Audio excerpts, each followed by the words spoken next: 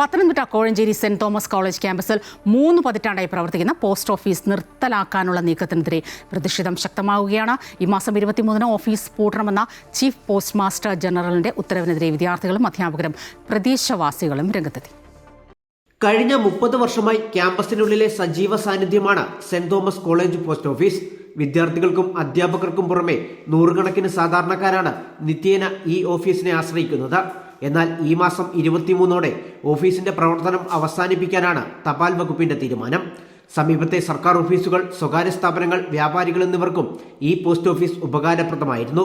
Banking സേവനങ്ങളും pension സംബന്ധമായ ആവശ്യങ്ങൾക്കുമായി നിരവധി മുതിർന്ന പൗരന്മാരും ഇവിടെ എത്താറുണ്ട്.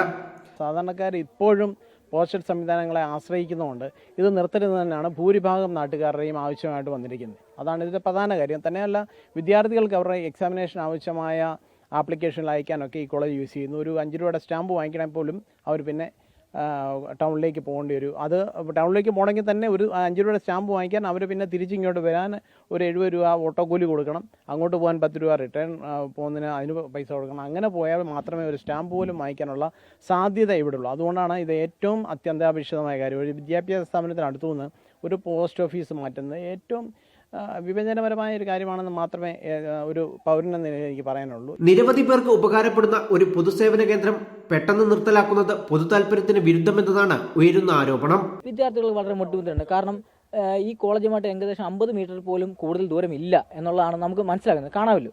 അപ്പം അത് നഷ്ടപ്പെട്ട് കഴിഞ്ഞാൽ എന്തായിരിക്കും? കോളേജുകളിൽ അടുത്ത വിദ്യാർത്ഥികൾ അടുത്ത പിൻകോഡ് അല്ലെങ്കിൽ അടുത്ത പോസ്റ്റ് ഓഫീസ് താല്പര്യം നടക്കേണ്ട ആ ഒരു അവസ്ഥ വരും. തീരുമാനം അടിയന്തരമായി പിൻവലിച്ച് സേവനം തുടരണമെന്ന് ആവശ്യപ്പെട്ട് വിവിധ പ്രതിഷേധ പരിപാടികൾ ഇതിനിടെ സംഘടിപ്പിച്ചു കഴിഞ്ഞു. ആവശ്യം അംഗീകരിച്ചില്ലെങ്കിൽ വരും ദിവസങ്ങളിൽ പ്രതിഷേധം കൂടുതൽ ശക്തമാക്കാനാണ് പ്രതിഷേധ സമിതിയുടെ തീരുമാനം. അമൃത ന്യൂസ്, പത്തനംതിട്ട.